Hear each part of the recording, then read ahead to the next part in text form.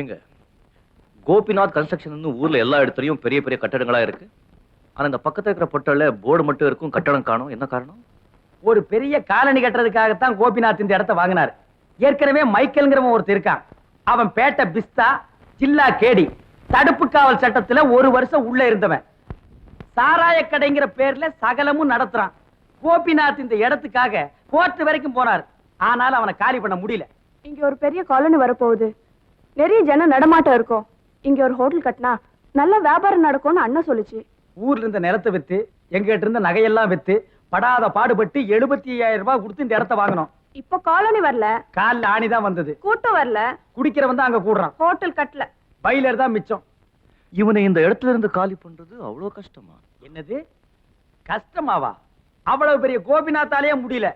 அவனை காலி பண்றதுக்கு இனிமே ஒருத்தன் பிறந்து வரணும். பிறந்தாச்சு.